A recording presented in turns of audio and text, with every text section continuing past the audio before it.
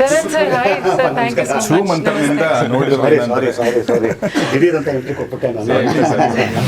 ನಾನು ಒಂದಂತೂ ಹೇಳ್ತೀನಿ ನವೀನ್ ಬಗ್ಗೆ. ನವೀನ್ ಫ್ಲಾಪ್ ಸಿನಿಮಾ ಮಾಡ್ಬೋದು, ಆದರೆ ಡಬ್ಬಾ ಸಿನಿಮಾ ಮಾಡಲ್ಲ. ಸೊ ಗೀತಾ ಸಿನಿಮಾದಲ್ಲಿ ಶಂಕರ್ನ ಅವ್ರ ಜೊತೆಗೆ ಏನು ಆ್ಯಕ್ಟ್ ಮಾಡಿದ್ದಾರೆ ನೀವು ನೋಡ್ತಾ ಇದ್ದೀರಾ. ಇವರು ಈ ಸಿನಿಮಾದ ಮೂಲಕ ಅಂದರೆ ನೋಡಿದ್ರೆ ನಂತರ ಸಿನಿಮಾ ಮೂಲಕ ವಾಪಸ್ ಬಂದಿದ್ದಾರೆ. ಆಮೇಲೆ ನೀವು ಬೀಚಲ್ಲಿ ಹೇಳಿ ಸರ್ ಪರಲ್ಲ. ಶಿ ಲುಕ್ ಹಾಟ್ ಅಲ್ವಾ?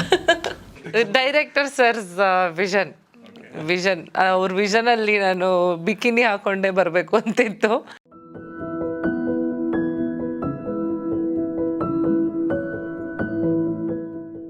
ನೋಡಿದವ್ರು ಏನಂತಾರೆ, ಈ ಟೀಮ್ ಜೊತೆಗಿದ್ದೀವಿ. ನಮ್ಮ ಜೊತೆಗೆ ಈ ಚಿತ್ರದ ನಾಯಕ ನಟ ನವೀನ್ ಶಂಕರ್ ಇದ್ದಾರೆ. ಹಾಯ್ ನವೀನ್. ನಮಸ್ಕಾರ ಸರ್. ನಮಸ್ಕಾರ.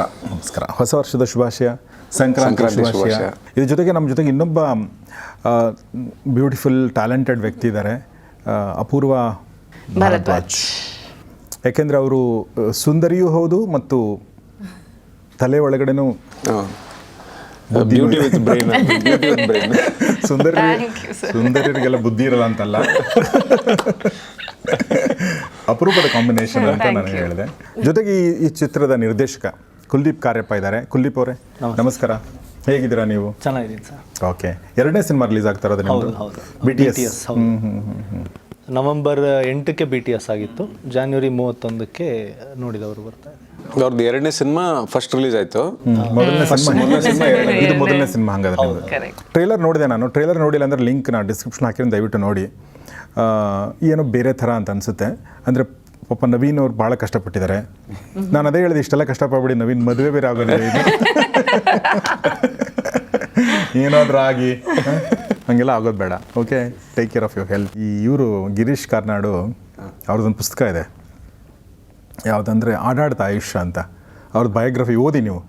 ಮೇಕರ್ಗಳಿಗೆಲ್ಲ ತುಂಬ ಹೆಲ್ಪ್ ಆಗುತ್ತೆ. ಅವ್ರು ನಾಟಕ ಗಿಟ್ಕೆಲ್ಲ ಬರೆದಿದ್ದಾರೆ. ಅವ್ರಿಗೆ 24, 25, 27 ವಯಸ್ಸಿನಲ್ಲಿ ಅವ್ರಿಗೆ ಹುಷಾರು ತಪ್ಪಿಬಿಡುತ್ತೆ. ಓಕೆ, ಅವ್ರು ಬೆಡ್ ರಿಡನ್ ಆಗ್ಬಿಡ್ತಾರೆ. ಸಾಯೋ ಸ್ಥಿತಿ ಅಂದರೆ ಅವ್ರಿಗೆ ಅನಿಸುತ್ತೆ ನಾನು ಸಾಯ್ತೀನಿ ಅಂತ ಹೇಳಿ. ಅವ್ರಿಗೆ ಸಾಯ್ತೀನಿ ಅಂತ ದುಃಖ ಆಗಲ್ಲ. ಅವ್ರಿಗೇನು ದುಃಖ ಆಗುತ್ತೆ ಅಂದರೆ, ನಾನು ಈವರೆಗೂ ಸೆಕ್ಸೇ ಮಾಡಿಲ್ಲ, ನಾನು ಸೆಕ್ಸ್ ಮಾಡೋದ್ರಲ್ಲಿ ಸತ್ತೋಗ್ಬಿಡ್ತೀನಲ್ಲ ಅಂತ ಅವ್ರಿಗೆ ದುಃಖ ಆಗುತ್ತೆ. ಅಲ್ಲ, ಸುಮ್ಮನೆ ನನಗೆ ನೆನಪು ಬಂತು, ನಿಮಗೆ ನಾ ಕಂಪೇರ್ ಮಾಡ್ತಾ ಇಲ್ಲ. ಓಕೆ, ಸೊ ಹಾಗೆ ನೋಡಿದವ್ರು ಏನಂತಾರೆ ಅನ್ನೋದು, ನಮ್ಮ ಉತ್ತರ ಕರ್ನಾಟಕ ಕಡೆ ಎಲ್ಲ ಬಹುಶಃ ಎಲ್ಲರೂ ನಾವು ಆಡು ಭಾಷೆಯಲ್ಲಿ ಬಳಸುವಂಥದ್ದು ಅನ್ಸುತ್ತೆ. ನಮ್ಮ ತಂದೆ ತಾಯಿಗಳು ಅಥವಾ ಯಾರೋ ರಿಲೇಟಿವ್ ಹೇಳುವಂಥದ್ದು. ಸೊ ನಿಮಗೆ ಯಾರು ಹೇಳಿದ್ದಾರೆ ದೀಪಕ್?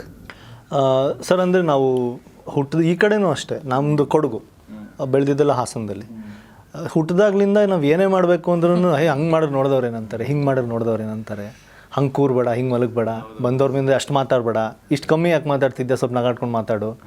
ಏನೇ ಮಾಡಿದ್ರೂ ನಮ್ಮದು ಒಂದು ಅಡಿಪಾಯ ಹಾಕ್ಬಿಟ್ಟಿರ್ತಾರೆ. ಇದ್ರ ಮೇಲೆ ಮಿಕ್ಕಿದ್ದೆಲ್ಲ ಜೀವನ ಕಟ್ಕೋಬೇಕು ನಾವು, ನೋಡಿದವ್ರು ಏನಂತಾರೆ ಅನ್ನೋದ್ರ ಮೇಲೆ. So almost to the point that ನಾವು ಬದುಕೋದೇ ನೋಡಿದವ್ರು ಏನಂತಾರೆ ಅನ್ನೋ ಥರ ಆಗ್ಬಿಟ್ಟಿರುತ್ತೆ. ಕರೆಕ್ಟ್. ಹುಡುಗಿಯರಿಗೆ ಇನ್ನೂ ಜಾಸ್ತಿ ಅಲ್ವಾ ಅದು? ಹೌದು ಹೌದು ಹೌದು. I think the whole of India, ಇಡೀ ಇಂಡಿಯಾನಲ್ಲಿ ಈ ಥಾಟ್ ತುಂಬ ಇದೆ. ಆಲ್ಸೋ ನಮ್ಮ ಅಪ್ಪ ಅಮ್ಮಂದ್ರ ಜನರೇಷನ್ಗೆ ಆ್ಯಕ್ಚುಲಿ ನಾವು ಪ್ರಾಬಬ್ಲಿ ಸ್ವಲ್ಪ ಅದ್ರ ಜೊತೆ ಅಂದರೆ ಒಂದು ಸ್ವಲ್ಪ ವಿ ಆರ್ ಪ್ರೋಗ್ರೆಸಿವ್ ಅನ್ಸುತ್ತೆ.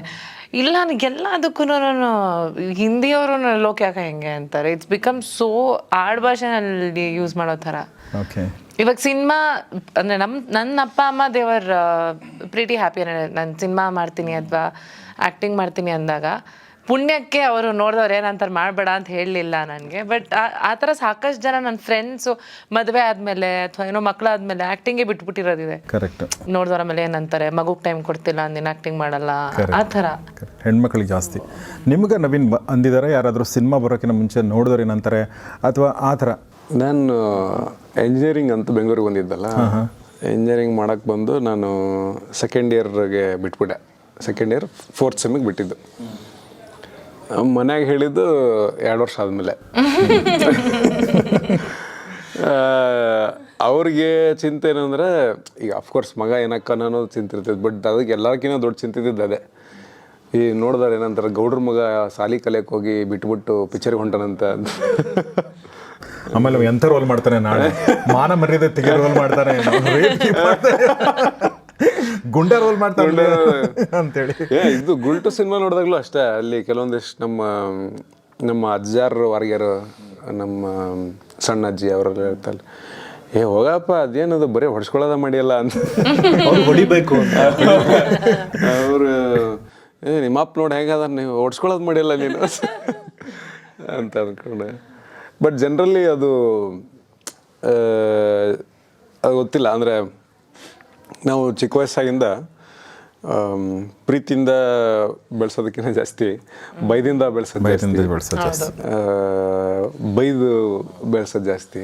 ಅವ್ರಿಗೆ ಬೇರೆ ಭಯ, ನಮಗೆ ಇವ್ರ ಭಯ ಆದರೆ ಅವ್ರಿಗೂ ಜನರ ಭಯ. ಸೊ ಅವ್ರೇನಂತಾರೆ ಇವ್ರೇನಂತಾರೆ ಅಂತ ಹೇಳಿ. ಮೊನ್ನೆ ನನ್ನ ಮಗ ಕೇಳ್ದೆ, ನನ್ನ ಮಗ 14 ವರ್ಷ, ಅಪ್ಪ ನೀನು ಲಿಬ್ರಲ್ಲ ಅಂತ ಕೇಳ್ದೆ. ಹಾಂ ನಾನು ಲಿಬ್ರಲ್ಲೇ ಅಂತಂದೆ. ಅಮ್ಮನೂ ಲಿಬ್ರಲ್ಲೇ, ನಾವೆಲ್ಲ ನಾವು ಬೇರೆ ಕಾಸ್ಟು, ಹೌದಾ ಅಂತಂದ. ನಿಮ್ಮಪ್ಪ ಅಮ್ಮ ಅಂತ ಕೇಳ್ದೆ ಮತ್ತೆ. ಇಲ್ಲ ನಮ್ಮ ಅಪ್ಪ ಅಮ್ಮನ ಲಿಬರಲ್ಲೇ ಟು ಸಮ್ ಎಕ್ಸ್ಟೆಂಟ್. ಅಂದರೆ ಅವನಿಗೆ ಆಲ್ರೆಡಿ ಅವನಿಗೆ ಬರ್ತಾ ಇದೆ ಆ ಯೋಚನೆಗಳೆಲ್ಲ ನೋಡಿ. ನಾವೆಲ್ಲ ಅಂದರೆ ಸುಮ್ಮನೆ ಓದಕ್ಕೆ ಬೋರ್ ಆಗಿ ಅವನು ಸುಮ್ಮನೆ ನಾಟಕ ಮಾಡ್ತಿರ್ತಾನೆ ಕೆಲವೊಂದ್ಸಲ. ಬೋರ್ ಆದರೆ ಬಿಟ್ಬಿಡು, ನೀನು ಹೋಗು ಆಟ ಆಡೋ ಅಥವಾ ಮೊಬೈಲ್ ನೋಡು ಅಂತ ಹೇಳ್ತೀವಲ್ವ. ಹಂಗೆಲ್ಲ ನಮ್ಮ ತಂದೆ ತಾಯಿ ಹೇಳಿದಾರೆ ನಮಗೆ ಅಂತೂ ಹೇಳೇ ಇಲ್ಲ. ಅಲ್ಲ, ದ ಫ್ಯಾಕ್ಟ್ ದಟ್ ನಿಮ್ಮ ಮಗ ಬಂದು ನಿಮ್ಮ ಹತ್ರ ಕೇಳ್ತಿದ್ದಾನೆ ಅಂತಂದ್ರೆ that only shows how approachable you are. ನಮಗೆ ಪ್ರಾಬಬ್ಲಿ ಆ ಥರ ಥಾಟ್ಸ್ ಇದ್ರು ನಾವು ನಮ್ಮ ಫ್ರೆಂಡ್ಸ್ ಜೊತೆ ಡಿಸ್ಕಸ್ ಮಾಡ್ತಿದ್ವಿ ಹೊರತು ಅಪ್ಪ ಅಮ್ಮನ ಹತ್ರ ಧೈರ್ಯವಾಗಿ ಹೋಗ್ಬಿಟ್ಟು ಯಾವ್ದ್ರ ಬಗ್ಗೆನೂ ಅಪ್ರೋಚ್ ಹಂಗೆ ಇರ್ತಿರ್ಲಿಲ್ಲ ಅನ್ಸುತ್ತೆ. ನಾಟ್ ಬಿಕಾಸ್ ಲವ್ ಇಲ್ಲ ಅಂತಲ್ಲ, ಅದು ಟ್ಯಾಂಜೆಂಟೇ ಬೇರೆ ಬೇರೆ. ಎಸ್ಪೆಷಲಿ ರೂರಲ್ ಸೈಡ್ ಯೂಶಲಿ ಏನಕ್ಕೈತೆ ಅಂದ್ರೆ ನಾವು ಅಪ್ಪರ್ನ ನಾವೆಲ್ಲ ನೋಡೋದೇ ವಿಲನ್ ಥರ. ಸಿನಿಮಾದಾಗೆ ವಿಲನ್ ಹೆಂಗೆ ಬರ್ತಾನೆ ಹಂಗೆ ನಮ್ಮಪ್ಪ ಹೊಸ್ಲು ದಾಟಿ ಹಿಂಗೆ ಒಳಗೆ ಬಂದಪ್ಪ ಅಂತಂದರೆ ಎಲ್ಲ ಸೈಲೆಂಟ್. ಹಿಂಗೆ ಬುಕ್ ಉಲ್ಟಾ ಆಯಿತು ಸೀದಾ ಆಯಿತು ನೋಡೋಂಗಿಲ್ಲ, ಹಿಂಗೆ ಹೇಳಿದ್ರೆ ಹಿಂಗೆ. ಸೊ ಹಾಗೆ ಅಂದರೆ ಅದೇ ಹೇಳಿದ್ರೆ ಒಂದು ಸ್ವಲ್ಪ ಆ ಭಯದಲ್ಲಿ ಬೆಳೆಸಿರುತ್ತೆ. ನಿಮ್ಮ ಅಪ್ಪಂಗೆ ಹೇಳ್ತೀನಿ ನೋಡು, ನಿಮ್ಮ ಅಪ್ಪಂಗೆ ಹೇಳ್ತೀನಿ ನೋಡು ಅಂತ. ಊರಾಗ ಗಲಾಟೆ ಮಾಡಿದ್ರೂ ಅಷ್ಟೇ, ಯಾರು ಇದ್ರೆ ಯಾಕಲೇ ನಿಮ್ಮ ಅಪ್ಪಂಗೆ ಹೇಳೇನ ಅಂತ ಅಂದ್ಕೊಂಡು. ಬಟ್ ಆ ಕಲ್ಚರ್ ಈದರ್ ಈಗ ಚಲೋತ್ನಾಗ ಓದ್ಕೊಂಡು ಮುಂದಕ್ಕೆ ಹೋದವರು, ಇಲ್ಲ ಅಂದರೂ ಓದದೇ ಇದ್ರೂ ಆ ಎಜುಕೇಷನ್ ಇದ್ದವರು, ಯೂಶ್ವಲಿ ಸಿಟಿ ಒಳಗಿದ್ದವ್ರಿಗೆ. ಸೊ ಆ ಕಲ್ಚರ್ ಸ್ವಲ್ಪ ಬಂದಿರ್ತೈತೆ. ಅಂದರೆ ಚಿಕ್ಕ ವಯಸ್ಸಿನಾಗಿಂದನೂ ಅವ್ರನ್ನ ಫ್ರೆಂಡ್ ಥರ ಟ್ರೀಟ್ ಮಾಡ್ಕೋತಾ ಬಂದಿರ್ತಾರೆ. ಕರೆಕ್ಟ್. ನಮ್ಮ ಕಡೆ ಈಗ ನಮ್ಮ ಅಪ್ಪನೂ ಫ್ರೆಂಡ್ ಅಂತ ಟ್ರೀಟ್ ಮಾಡಿದ್ರು after some time, very late. ಇಲ್ಲ, ಅದೇನಾಗುತ್ತೆ ಅಂದರೆ ನಮ್ಮಲ್ಲಿ ಹೆಂಗದ ಪ್ರಭಾವ ಬೀರುತ್ತೆ ಅಂತಂದರೆ ನಾವು ಚೇಂಜ್ ಆಗ್ತೀವಿ. ಅಂದರೆ ನಮ್ಮ ಅಪ್ಪನ ಬಗ್ಗೆ ನನಗಿಲ್ಲ, ಬಟ್ ಭಾಳಷ್ಟು ಜನ ನೋಡಿದನಲ್ಲ, ಆ ಅಸಮಾಧಾನದಿಂದಾಗಿ ನಾವು ನಮ್ಮ ಮಕ್ಕಳ ಜೊತೆ we behave in a different way. So we give that freedom which we didn't get. ನಿಮ್ಗೆ ಯಾಕೆ ಅನ್ನಿಸ್ತು ಅಂತ ನಾನು ಕೇಳ್ತಾ ಇದ್ದೆ. ಅಂದರೆ ನಾನು ಹೇಳೋದು ಥಾಟ್ ಎಲ್ಲಿಂದ ಶುರು ಆಯಿತು ಅಂತ, ಏನು, what is the inspiration? Sir, inspiration is not one particular incident ಇದು ನೋಡಿದೆ ಅನ್ನೋದಕ್ಕಿಂತ ಒಂದು ಕಲೆಕ್ಟಿವ್ ಥಾಟ್ ಪ್ರೊಸೆಸ್ ಅಂತ ಹೇಳ್ಬೋದು. ವೆನ್ ಐ ಸ್ಟಾರ್ಟೆಡ್ ಒಂದಷ್ಟು ವಿಷಯಗಳನ್ನ, ಒಂದಷ್ಟು ಜನರನ್ನ ಅಥವಾ ಸಮಾಜನ ಒಂದು ದೃಷ್ಟಿಕೋನದಲ್ಲಿ ನೋಡೋಕ್ಕೆ ಶುರು ಮಾಡಿದಾಗ ಇದ್ಯಾಕೆ ಹಿಂಗಿದೆ, ಓಕೆ ಇದು ಹೀಗೇನಾ, ನನಗನ್ಸೋದು ಏನಂದರೆ ನಾವು ಒಂದಷ್ಟು ಒಂದು ಫ್ರೀ ಟ್ರಯಲ್ ಆಫ್ ಲೈಫ್ ಮುಗಿಯುತ್ತೆ. ಕಾಲೇಜ್ ಮುಗಿಸಿ ಒಂದು 2 ವರ್ಷ ಹನಿಮೂನ್ ಪೀರಿಯಡ್ ಥರ. ಹನಿಮೂನ್ ಪೀರಿಯಡ್, ಅದು ಜೀವನ ಪೂರ್ತಿ ಅದು ಫ್ರೀ ಟ್ರಯಲ್ ಇರುತ್ತೆ. Although we are actively participating, we are just on the observing seat. ನಾವು ಕುತ್ಕೊಂಡು ಸಮಾಜನ ಆರಾಮಾಗಿ ಎಂಜಾಯ್ ಮಾಡಿಕೊಂಡು ಎಲ್ಲ ಚಿಲ್ಲಿದೆ. When we start becoming active participants in the society, ಆವಾಗ ಸೊಸೈಟಿ ನೋಡೋಕ್ಕೆ ಶುರು ಮಾಡಿದಾಗ ಒಂದಷ್ಟು ನಾವು ಬಿಲ್ಡಿಂಗ್ ಕಟ್ಕೊಂಡು ಕೂತಿರ್ತೀವಿ. ಇದು ನಂದು, ಇದು ನಂದು ಫ್ಯಾಮಿಲಿ, ಇದು ರಿಲೇಷನ್ಶಿಪ್ಪು, ಇವರು ಸ್ನೇಹಿತರು, ಇದು ದೇವರು, ಇದೆಲ್ಲ ನನಗೋಸ್ಕರ ಇದೆ ಅಂತ. ಇದು ಯಾವುದು ಅಲ್ಲ ಅಂತ ಒಂದೊಂದೊಂದಾಗಿ ಬೀಳೋಕ್ಕೆ ಶುರು ಆದಾಗ ಸ್ವಲ್ಪ ಡಿಸ್ಟರ್ಬ್ ಆಗಕ್ಕೆ ಶುರು ಆಗುತ್ತೆ. ಓಕೆ. ಇಂಥವು ಒಂದಷ್ಟು ಇನ್ಸಿಡೆಂಟ್ಸ್ ಆಗ್ತಾ ದೋಸ್ ಕಲೆಕ್ಟಿವ್ ಥಾಟ್ಸ್ ಒಂದೊಂದು ಅಲ್ಲಲ್ಲಿ ಕಾಣೋಕ್ಕೆ ಶುರು ಆಗುತ್ತೆ. ಇದರಲ್ಲಿ ಅಂತಲ್ಲ, ಎಲ್ಲ ಕಡೆ. ಈ ಕಥೆ ಬಂದು ನಮಗೆಲ್ಲರಿಗೂ ಒಂದೊಂದು ಪಾಯಿಂಟಲ್ಲಿ ನನಗೇನು ಬೇಡ ಅನ್ಸೋಕ್ಕೆ ಶುರು ಆಗಿಬಿಡುತ್ತೆ. ಒಂದು ನಿಹಿಲಿಸಮ್ ಕಾಡೋಕ್ಕೆ ಶುರು ಆಗಿಬಿಡುತ್ತೆ. ಯಾವುದೇನು ಬೇಡ ನನಗೆ ಅನ್ನೋ ಥರ. ಆ ಥರದ್ದೊಂದು ಮೊಮೆಂಟ್ ಒಬ್ಬ ಮನುಷ್ಯನಿಗೆ ಬಂದರೆ ಹೇಗಿರುತ್ತೆ ಅನ್ನೋದು ಫಸ್ಟು ಇದು ಬಂದಿದ್ದು. ಬೇರೆ ಏಜ್ಗೆ ಅಂತ ಬರ್ಕೊಂಡಿದ್ದು ಫಸ್ಟು. ಆಮೇಲೆ ಸೆಕೆಂಡ್ ಡ್ರಾಫ್ಟ್ ಬರೀತಾ ಒಂದು 25-28 ಇಯರ್ ಓಲ್ಡ್ ಮದುವೆ ಆದವ್ರಿಗೆ ಬರೆದಿದ್ರಿ ಫಸ್ಟ್, ಆಮೇಲೆ ಮದುವೆ ಆಗಿ ಮಿಡ್ ಲೈಫ್ ಕ್ರೈಸಿಸ್ ಅಲ್ಲಿ ಇರೋರಿಗೆ, ಗೊತ್ತಾಯ್ತು, ರಿಟೈರ್ಮೆಂಟ್ ಹೊಸ್ಲಲ್ಲಿ ಇರೋರಿಗೆ. ಯಾಕಂದ್ರೆ ನಿಹಿಲಿಸಮ್ ನಮ್ಗೆ ಬರೋಕ್ಕೆ ಸಾಧ್ಯನೇ ಇಲ್ಲ. ನೀವು ಬಂದಿತ್ತಾ? ಮದುವೆ ಆದ್ಮೇಲೆ ಬಂದಿತ್ತಾ ನಿಮಗೆ? ನನಗೆ ಆಗಿಲ್ಲ ಇನ್ನು, ಅದಕ್ಕೆ ಹೇಳ್ತಾರೆ.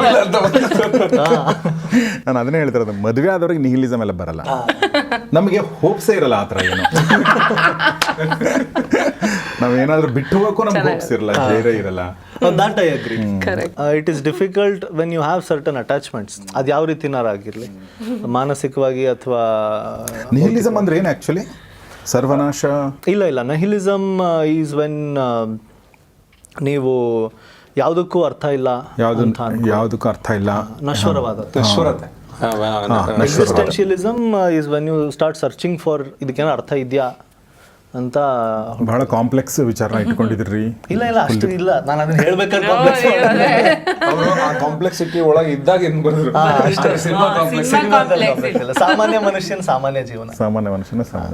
ಓಕೆ. ಸೊ ಅಲ್ಲ, ನೀವು ಅದು ಎಲ್ಲಿಂದ ಥಾಟ್ ಬಂತು ಅಂತ ಕೇಳಿದಾಗ ಸ್ವಲ್ಪ ಜಾಸ್ತಿ ಹೋಗ್ಬಿಟ್ಟೆ ಅನ್ಸುತ್ತೆ ಅಷ್ಟೇ. ಆ ಥಾಟನ್ನ ಸಿಂಪ್ಲಿಫೈ ಮಾಡಿ ಹೇಳಿದ್ರ. ಬಟ್ ಆ ಹುಡುಗ ತುಂಬಾ ಚೆನ್ನಾಗಿ ಮಾಡಿದ್ದಾನೆ. ಅವ್ನ ಡೈಲಾಗ್ ತುಂಬಾ ಚೆನ್ನಾಗಿದೆ. ಒಂದು ನಮ್ಮಮ್ಮ ನಮ್ಮ ಬೆಂಗಳೂರು ನಂಬೇಡ, ಬೆಂಗಳೂರನ್ನೆಲ್ಲ ಯಾರು ಇನ್ನೊಂದು ಇದೆಲ್ಲ ತುಂಬಾ ಚೆನ್ನಾಗಿದೆ ಅದು. ನಾನು ಕೇಳಿದಾಗ ನಮ್ಮವ್ ಹೇಳ್ತಿಲ್ಲ, ದೊಡ್ಡ ಆದ್ಮೇಲೆ ಅರ್ಥ ಆಗ್ತೋ. ಹಂಗಲ್ಲ, ನೀವು ಫುಲ್ ಹೇಳಿ ಡೈಲಾಗ್, 2 ಡೈಲಾಗ್ ಹೇಳಿ ನಂಗೆ. ದೊಡ್ಡವರಲ್ಲ ಯಾಕೆ ಹಿಂಗೆ, ಅದು ಅಷ್ಟ. ಓಕೆ. ನೀವು ದೊಡ್ಡವರಲ್ಲ ಯಾಕೆ ಹಿಂಗೆ ಅಂತ ಅಂದ್ಬಿಟ್ಟು ಅವ್ನು ಕೇಳ್ತಾನೆ. ಅದಕ್ಕೆ ಯಾಕೆ ಹಿಂಗೆ ಮಾತಾಡ್ತೀರಂತನ? ಅಲ್ಲಲ್ಲ, ಅದು ಅವನ ಜೊತೆ ಒಂದು ಜರ್ನಿ ಮಾಡ್ತಾನೆ. ಆ ಹುಡುಗ ಸಿದ್ಧಾರ್ಥನ ಜೊತೆಗೆ ಮಲ್ಲಣ್ಣ ಒಂದು ಜರ್ನಿ ಮಾಡ್ತಾನೆ. ಸಿದ್ಧಾರ್ಥ ಏನೋ ಹೇಳ್ತಾ ಇರ್ತಾನೆ, ಮಲ್ಲಣ್ಣ ಆ್ಯಕ್ಚುಲಿ ಅವನಿಗಿಂತ ಸಿಂಪಲ್ ಆಗಿ ಭಾಳ ಚಂದ ಹೇಳ್ತಿರ್ತಾರೆ. ಇವನಿಗೆ ಯಾಕೆ ಹಿಂಗೆ ಮಾತಾಡ್ತಾನೆ, ಇವನು ಯಾಕೆ ಹಿಂಗಿದ್ದಾನೆ, ಇವನು ಯಾಕೆ ಇಲ್ಲಿ ಯಾಕೆ ಬಂದಾನೆ ಅಂತ ಅನ್ನೋ ಕ್ವಶನ್ ಕೇಳಿದಾಗ ಅವ್ನು ಕೇಳೋದು, ದೊಡ್ಡವರಲ್ಲ ಯಾಕೆ ಹಿಂಗೆ ಅಂತ ಅಂದ್ಬಿಟ್ಟು. ಅದು ಆ್ಯಕ್ಚುಲಿ ಡೈಲಾಗ್ ಇನ್ನೂ ಬೇರೆ ಇದೆ. ಅದಾದ್ಮೇಲೆ ನಮ್ಮವ್ವ ಕೇಳಿದ್ರ, ನಮ್ಮವ್ವ ಹೇಳ್ತಿದ್ಲು, ದೊಡ್ಡ ಆದ್ಮೇಲೆ ಅರ್ಥ ತಗ ಅಂತ. ನಿನ್ನಂಗೆ ಹಂಗಿದ್ರೆ ನಾನು ದೊಡ್ಡವನೇ ಆಗಲ್ಲ ಅಂತ. ಇದಕ್ಕೆ ಯಾಕೆ ಈ ಹಣೆ ಬರೋಕ್ಕೆ ಯಾಕೆ ದೊಡ್ಡವರಾಗಬೇಕು ಅಂತ. ಅದೇ ಕ್ಯಾರೆಕ್ಟರ್ ಇವಾಗ ನಾನು ಏನೆಲ್ಲೋ ಓಹೋ ನಂಗೆ ಮಾತಾಡಿದ್ನಲ್ಲ, ಕ್ಯಾರೆಕ್ಟರ್ ಸ್ವಲ್ಪ ಆ ರೀತಿ ಮಾತಾಡ್ಬಿಡುತ್ತೆ. ಅದು ನನಗೆ ಅವಾಗ ಅನಿಸಿದ್ದು ಸ್ವಲ್ಪ ಎಕ್ಸ್ಟ್ರೀಮ್ ಮಾತಾಡ್ತೀನಿ, ಏನೋ ತಲಾಟೆ ಮಾತಾಡ್ತೀನಿ, ನನ್ನ ಮೇಲೆ ನನಗೆ ಅನಿಸ್ತು. ಅದನ್ನ ಯಾರು ಬೈಬೇಕಲ್ಲ ಇವಾಗ ಕ್ಯಾರೆಕ್ಟರ್ ಕ್ರಿಯೇಟ್ ಮಾಡಿದ್ರೆ. ಅವಾಗ ಆ ಕ್ಯಾರೆಕ್ಟರ್ ಬೈಯುತ್ತೆ, ನೀವು ದೊಡ್ಡವ್ರಲ್ಲ ಯಾಕೆ ಹಿಂಗೆ ಮಾತಾಡ್ತಿದ್ದೀರಾ, ನಿಮ್ಮಂಗೆಲ್ಲ ಆಗ್ಯಾರ ದೊಡ್ಡವನೇ ಆಗ. ಅಪೂರ್ವ, ನೀವು ಏನು ಮಾಡಿದ್ದೀರಾ ಇದರಲ್ಲಿ? ನಾನು ಅವನ ಸಿದ್ಧಾರ್ಥ್ ಜರ್ನಿನಲ್ಲಿ ಒನ್ ಆಫ್ ದ ಫೇಸಸ್ ಅಲ್ಲಿ ಸಿಗುವಂತ ಕ್ಯಾರೆಕ್ಟರ್. ನೀವು ನಿಮ್ಮ ಸಮಸ್ಯೆನೆಲ್ಲ ಇರ್ತೀರಾ? ಇಲ್ಲ, ನಾನು ತುಂಬಾ ಸಾರ್ಟೆಡ್ ಈ ಸಿನಿಮಾನಲ್ಲಿ. ತುಂಬಾ ಅಂದ್ರೆ ಏನು ಎಲ್ಲ ಬಂದವರೆಲ್ಲ ನನ್ನ ಸಮಸ್ಯೆ ಕ್ಲಿಯರ್ ಮಾಡ್ತಾರೆ. ತುಂಬಾ ಕ್ಲಾರಿಟಿ ಇದೆ ಲೈಫಲ್ಲಿ ಅವಳಿಗೆ ಅನ್ನೋ ಥರ. ಅಂದ್ರೆ ಒಳಗಡೆ ಅವಳಿಗೂ ಸಮಸ್ಯೆಗಳು ಇರುತ್ತೆ, ಬಟ್ ಇಷ್ಟು ಹೋಪ್ಲೆಸ್ ಆಗಿ ಸಿದ್ಧಾರ್ಥನಷ್ಟು ಹೋಪ್ಲೆಸ್ ಕಾಂಪ್ಲೆಕ್ಸಿಟೀಸ್ ಇಲ್ಲ ಅವಳಿಗೆ. ಪ್ರಿಟಿ ಸಾರ್ಟೆಡ್, ಆರಾಮಾಗಿ ಚಿಲ್ ಮಾಡಿಕೊಂಡು ಬೀಚ್ ಗೀಚಲ್ಲೆಲ್ಲ ಮಜಾ ಮಾಡ್ಕೊಂಡು ಹೋಗೋಣ ಅಂತ ಬಂದಿರ್ತಾಳೆ ಅವಳು. ಒಂದು ಹಾಲಿಡೇಗೆ ಬಂದಿರ್ತಾಳೆ. ಅಲ್ಲಿ ಸಿದ್ಧಾರ್ಥ್ ದೇವಯ್ಯನ್ ಮೀಟ್ ಮಾಡೋವಂಥ ಪಾತ್ರ. ಸೊ ಚೆನ್ನಾಗಿದೆ, ತುಂಬ different. I really like it. ನನಗೆ ಆ್ಯಕ್ಚುಲಿ ಸ್ವಲ್ಪ ಒಂದು ಆಲ್ಮೋಸ್ಟ್ 70% ಅಷ್ಟು ನನ್ನ ಆ್ಯಕ್ಚುಯಲ್ ಸೆಲ್ಫಿಗೆ ಹೋಲುವಂಥ ಪಾತ್ರ. ಸೊ ಆಮೇಲೆ ನೀವು ಬೀಚಲ್ಲಿ ಹೇಳಿ ಸರ್, ಪರಲ್ಲ ಅಲ್ವಾ? ಅದೇ ಹೇಳ್ತಾ ಇದ್ದೆ. ಸೊ ನನ್ನ ಮೈಂಡ್ ವಾಯ್ಸ್ ಹಾಕ್ತೀನಿ ಇಲ್ಲಿ. Director sir's vision. ಅವ್ರ ವಿಷನ್ ಅಲ್ಲಿ ನಾನು ಬಿಕಿನಿ ಹಾಕೊಂಡೇ ಬರ್ಬೇಕು ಅಂತಿತ್ತು.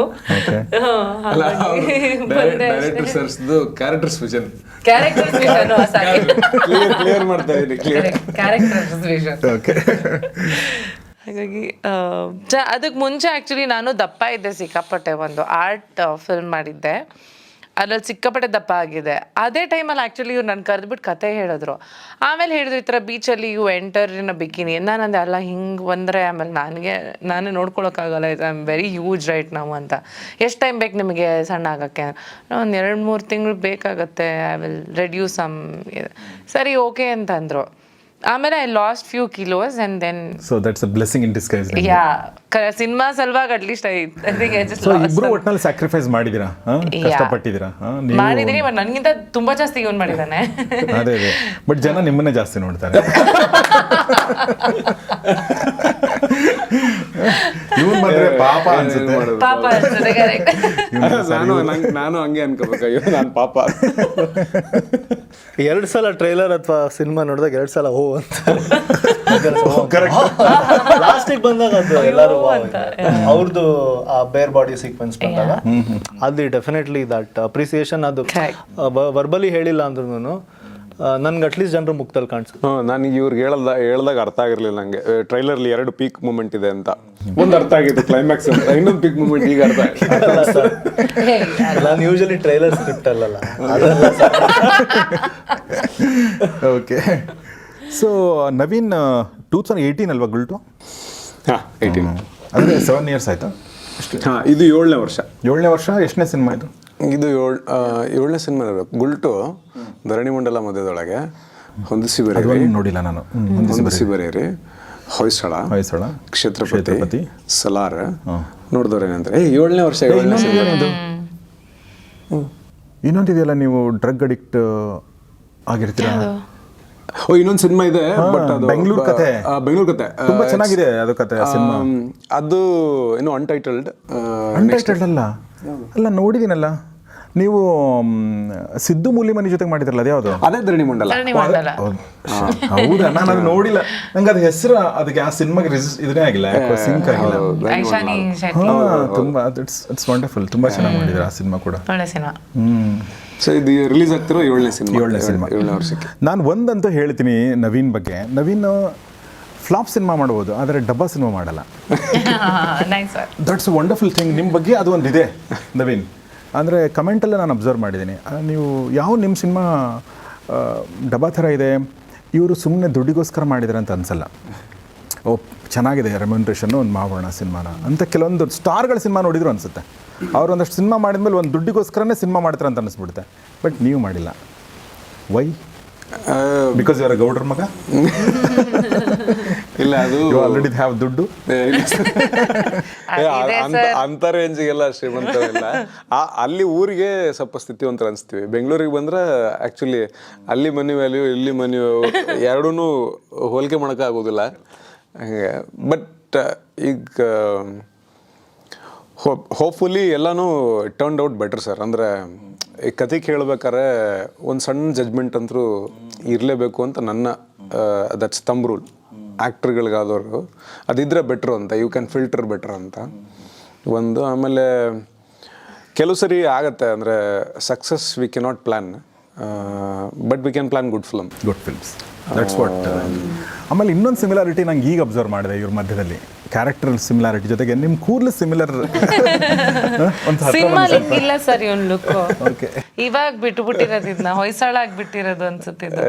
ಹೊಯ್ಸಳ ಆದ್ಮೇಲಿಂದ ಅದು ಒಂದಿಷ್ಟು ಕಡೆ ಸಲಾರ್ಗ್ ಬಂತು. ಅಲ್ಲಿಂದ ನೆಕ್ಸ್ಟ್ ಇವಾಗ ಶಿವಣ್ಣ ಅವ್ರದ್ದೊಂದು ಸಿನಿಮಾ ಮಾಡತ್ತಿದ್ದೆ, ಅವ್ರ ಡೈರೆಕ್ಟರ್ ಇಲ್ಲ ನಂಗೆ ಅದೇ ಲುಕ್ಕಲ್ಲಿ ಹೋಗೋಣ. ಈಗ ಮ್ಯಾಚಿಂಗ್ ಇದು ನಿಮ್ದು ಒರಿಜಿನಲ್? ಓಕೆ, ಅದೇ ಥರ ಇರೋದು. 2 ಒರಿಜಿನಲ್ ಸರ್. ಹೇಳದೆ ನೋಡ್ಬೋದು. 31ನೇ ತಾರೀಕಿಗೆ ರಿಲೀಸ್ ಮಾಡ್ತಾ ಇದ್ದೀರಾ. ಸೊ ದೀಪಕ್, ನಿಮ್ಮ ಬಗ್ಗೆ ಹೇಳಿ. ಅಂದರೆ ಸಿನಿಮಾ ಯಾಕೆ ಬಂದ್ರಿ ನೀವು? ಸಿನಿಮಾ ಮಾಡ್ಬೇಕಂತ ಅನಿಸಿದ್ದು ಯಾವ ಸಿನಿಮಾ ಇನ್ಸ್ಪೈರ್ ಮಾಡ್ತು? ಯಾವ ಆ್ಯಕ್ಟರ್ ಇನ್ಸ್ಪೈರ್ ಮಾಡಿ? ಅಗೇನ್ ಆ ರೀತಿ particular point of decision making ಅಂತಿಲ್ಲ ಸರ್. ನಾನು ಒಂದು ಫೇಸ್, ಒಂದು ಝೋನ್ ಇಲ್ಲ. ನಾನು ಸ್ಕೂಲಿಂದನೂ ಅದು ಇದು ಬರೆಯೋದು, ಚಿಕ್ಕ ಪುಟ್ಟ ನಾಟಕಗಳಲ್ಲಿ ಮಾಡೋದು, ಹಾಗೆ ಇದ್ದು ನನಗೆ ಕತೆ ಹೇಳೋದು ಬೇಸಿಕ್ಲಿ ಅದು ಕಾನ್ಷಿಯಸ್ ಆಗಿ ನಾನು ಸಿನಿಮಾಗೆ ಬರಬೇಕು, ಕತೆ ಹೇಳಬೇಕು ಅಂತಲ್ಲ.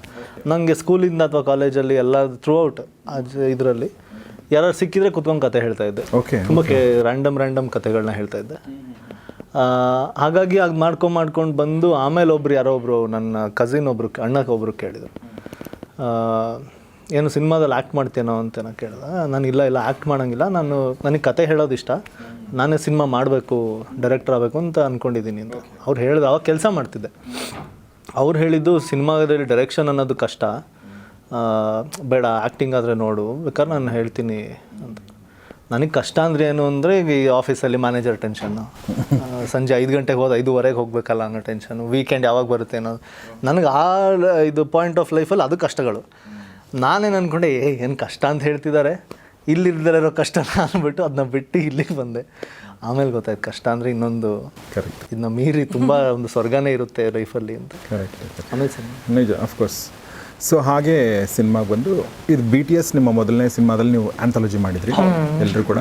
ಅಪೂರ್ವ, ನೀವು ಕೂಡ ಡೈರೆಕ್ಟ್ ಮಾಡಿದ್ದೆ ಸರ್ ಒಂದು ಸಿನಿಮಾ. ಸಾರಿ, ನಾನು ಸಿನಿಮಾ ನೋಡದೇ ಇರೋದ್ರಿಂದ ಗಿಲ್ಟ್ ಕಾನ್ಷಿಯಸ್ ಮಾತಾಡ್ತಾ ಇದ್ದೀನಿ.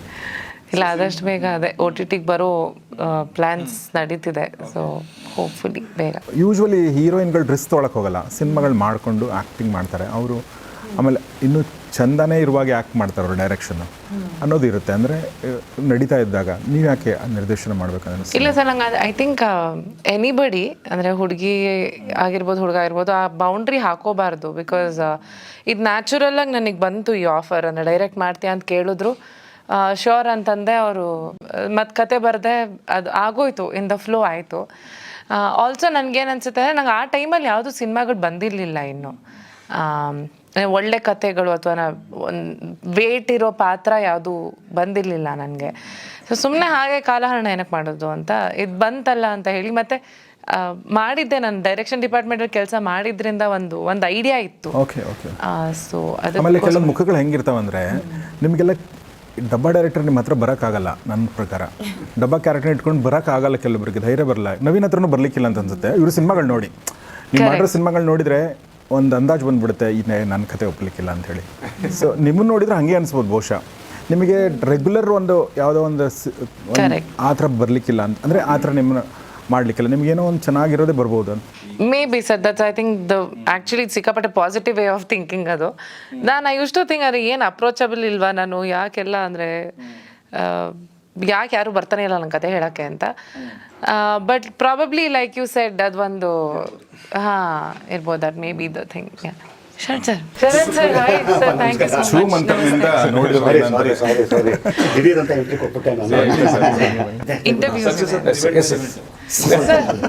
ಇದು ಸಿನಿಮಾ ರಿಲೀಸ್ ಆಯಿತು 31st ಮಾಡಬೇಡಿ. ಜನವರಿ 31ನೇ ತಾರೀಕು ರಿಲೀಸ್ ಆಗ್ತಾ ಇರುವಂತ. ಒಂದು ನಿಮಿಷ ನೋಡಿದವ್ರು ಏನಂತ ಇದೊಂದು ಓಕೆ ಅಂತ ಜನವರಿ 31ನೇ ತಾರೀಕು ರಿಲೀಸ್ ಆಗ್ತಾ ಇರೋವಂಥ ಸಿನಿಮಾ ನನ್ನ ಪ್ರೀತಿಯ, ನನ್ನ ಫೇವ್ರೆಟ್ ಆ್ಯಕ್ಟರ್ ನವೀನು. ಅವನ ಜೊತೆಲಿ ನಾನು ಅವನು ನನ್ನ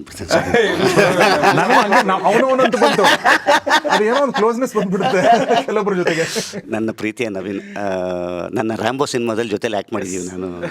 ರ್ಯಾಂಬೋದಲ್ಲಿ ಇದ್ದೀರಾ? ಹೌದು, ಹಂಗಿರುತ್ತದು. ಒಂದು ಹೊಸ ಪ್ರಯತ್ನ. ಜನವರಿ 31ನೇದು ತಾರೀಕು.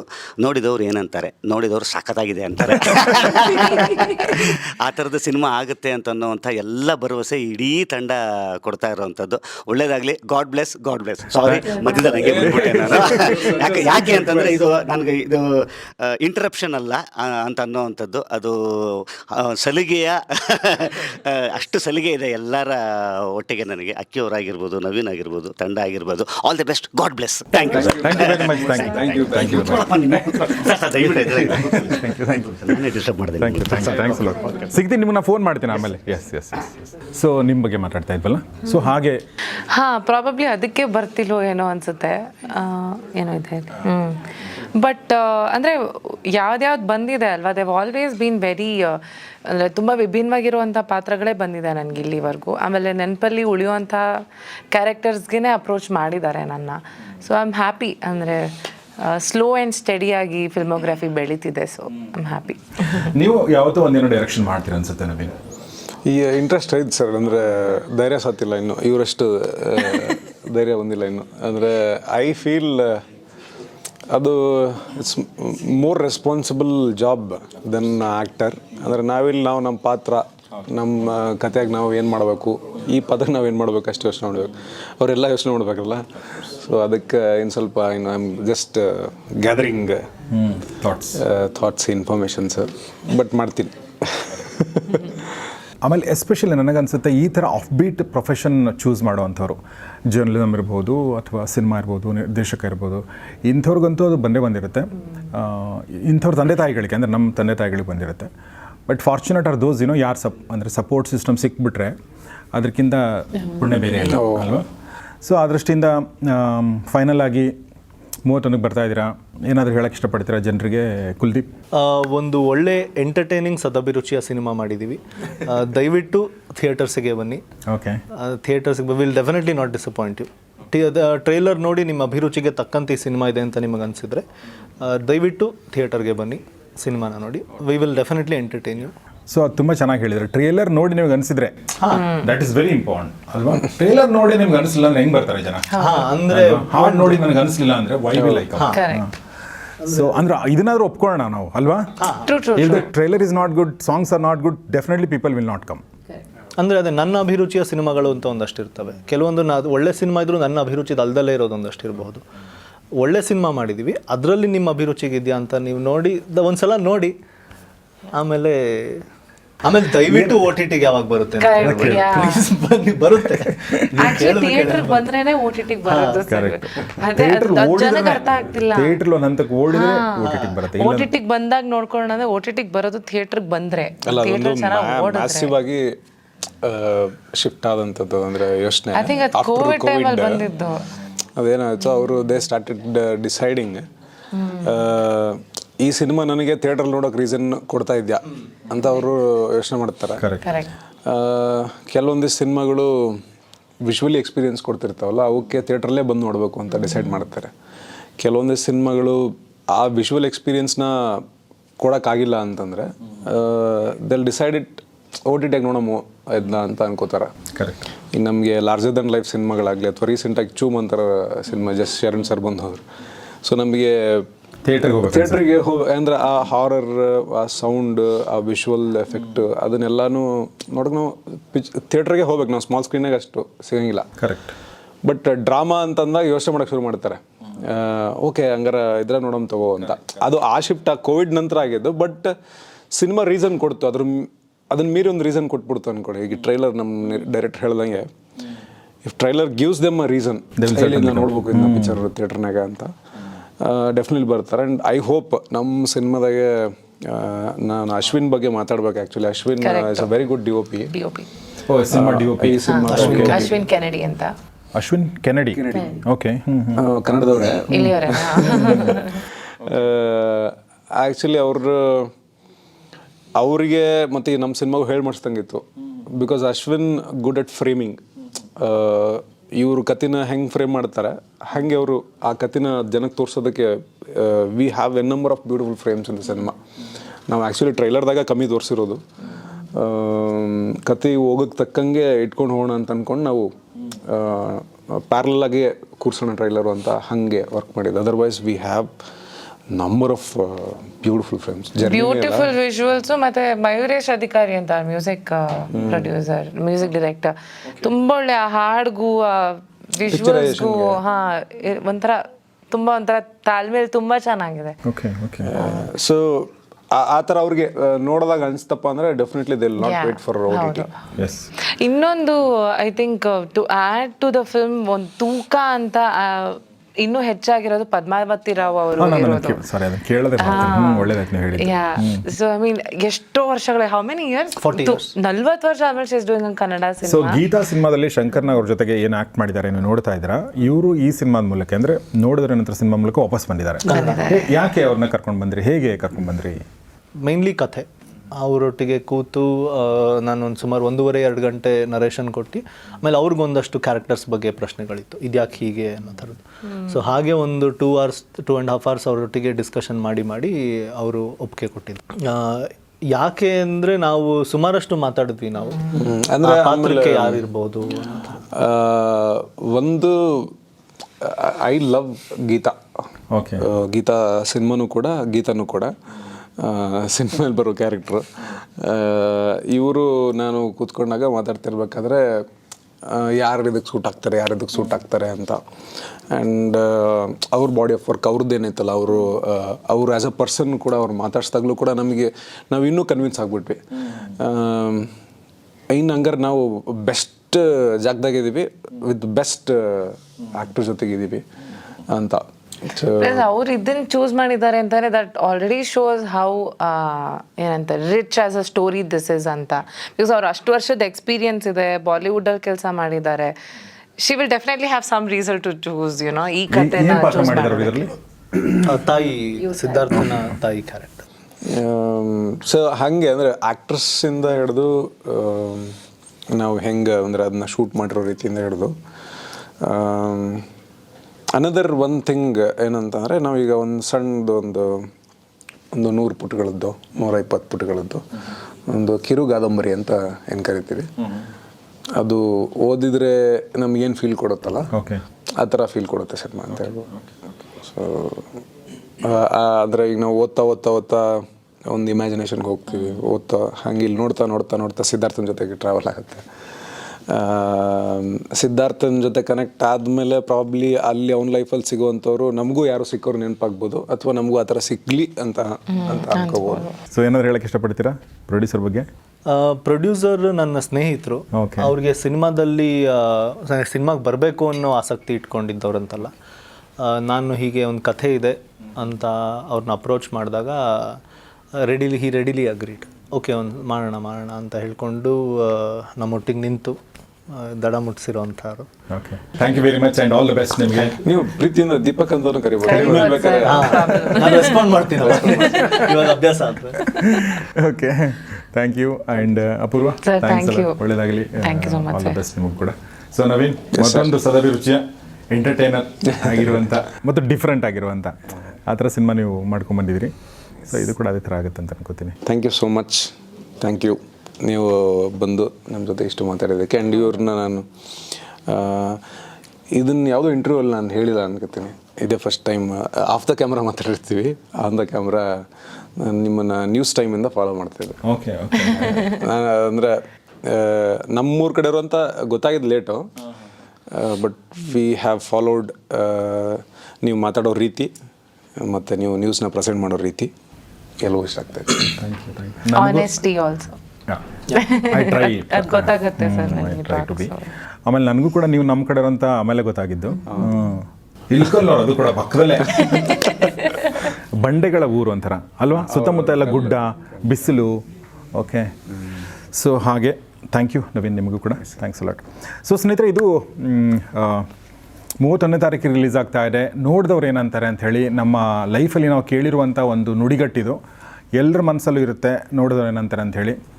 ಬಟ್ ಒಳ್ಳೆ ಕೆಲಸ ಮಾಡಬೇಕು ಅಂತ ಅಂದ್ಕೊಂಡಾಗ, ನಿಮ್ಮ ಕನಸನ್ನು ಫಾಲೋ ಮಾಡಬೇಕು ಅಂತ ಅಂದ್ಕೊಂಡಾಗ, ಇದರಿಂದ ಯಾರಿಗೂ ಏನೂ ಕೆಟ್ಟದಾಗಲ್ಲ ಅಂತ ಅನ್ನಿಸ್ದಾಗ ನೋಡಿದವ್ರು ಏನಂತಾರೆ ಅನ್ನೋದ್ರ ಬಗ್ಗೆ ಯೋಚನೆ ಮಾಡೋದು ಏನು ಬೇಕಾಗಿಲ್ಲ ಅಂತ ಅನಿಸುತ್ತೆ ಅಲ್ವಾ. ನಿಮ್ಮ ಕನಸನ್ನು ನೀವು ಫಾಲೋ ಮಾಡಿ, ನಿಮ್ಮ ಗುರಿಯನ್ನು ನೀವು ಫಾಲೋ ಮಾಡಿ, ಅವಾಗೊಂದು ಸಪೋರ್ಟ್ ಸಿಸ್ಟಮ್ ನಿಮಗೆ ರೆಡಿ ಆಗುತ್ತೆ. ಬಹುಶಃ ಆ ಸಪೋರ್ಟ್ ಸಿಸ್ಟಮ್ ಹೇಗೆ ರೆಡಿ ಆಗುತ್ತೆ ಅಥವಾ ಕನಸನ್ನು ಹೇಗೆ ಫಾಲೋ ಮಾಡಬೇಕು ಅನ್ನೋದನ್ನು ತಿಳ್ಕೊಳ್ಬೇಕಂದ್ರೆ ಬಹುಶಃ 31ನೇ ತಾರೀಕಿಗೆ ನೋಡೋರು ಏನಂತಾರೆ ನೋಡ್ಬೋದು ಅಂತ ಅನಿಸುತ್ತೆ. ನೋಡಿ ಮತ್ತು ನಿಮ್ಮ ಅನಿಸಿಕೆಗಳನ್ನ ತಿಳಿಸಿ. ಸೊ ನೋಡ್ತಾರೆ ಗೌರಿ ಶೆಟ್ಟಿ ಸ್ಟುಡಿಯೋ ಮತ್ತು ನೋಡ್ತಾರೆ ಕನ್ನಡ ಸಿನಿಮಾಗಳನ್ನ. ನಮಸ್ಕಾರ.